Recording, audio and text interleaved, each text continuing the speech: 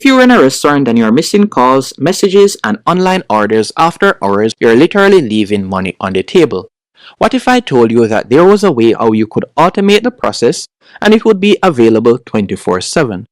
In this tutorial, I'm going to be showing you exactly how to use NewOaks AI for restaurants to automatically handle customer calls, reservations, and questions so your restaurant can make more money without you hiring more staff.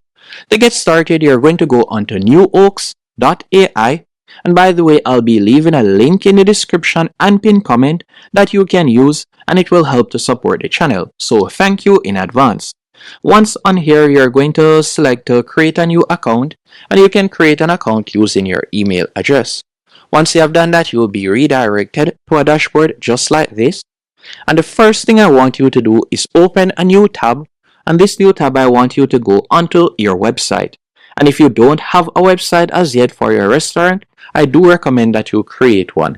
So you're going to create your website, and you're just going to copy your website URL. After you have done that, you're going to go back into NewOaks AI, and you're going to select sources. After selecting sources, you're going to select website. And by the way, you're given different options how you can upload the source. And the source is basically the information that the AI will get access to so that it can answer customer questions and also book reservations.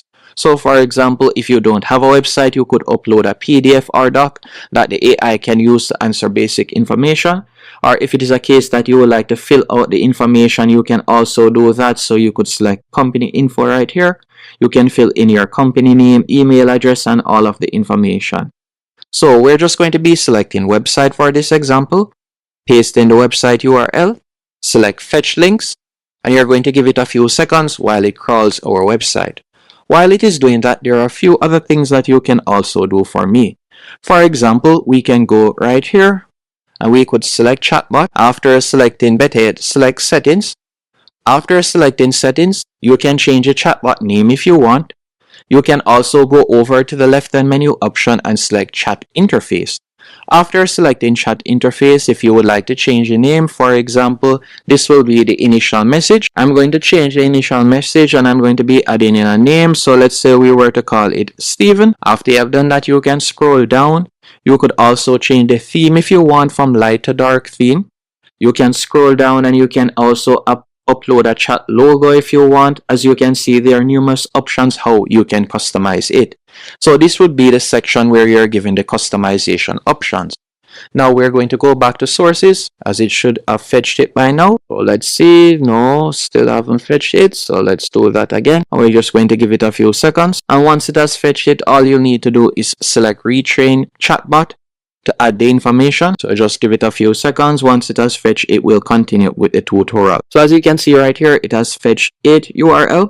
So we have the menu, catering, our story, and reservation, and we're just going to select retrain chatbot. So it has copied our information as you can see right there.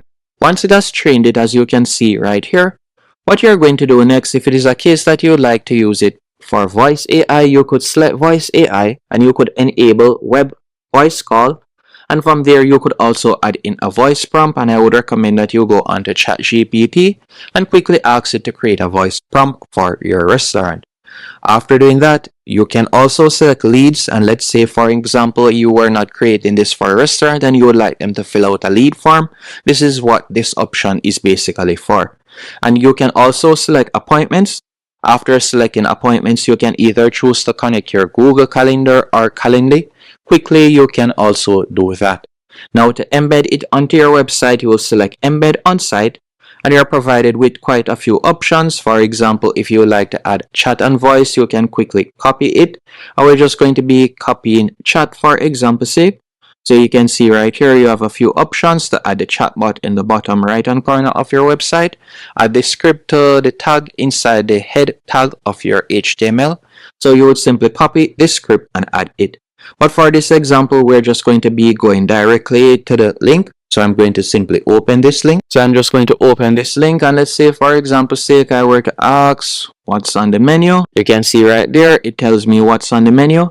And let's say for example, you like to book a reservation. You can see right there, It quickly answers back, and just like that, you can continue with the message, and that's how you'll be able to book a reservation. If you like to ask questions or so on, persons will be able to interact with your chatbot and do that. Hope you found this tutorial helpful. If you have any more questions, let me know in the comment section, and thank you for watching.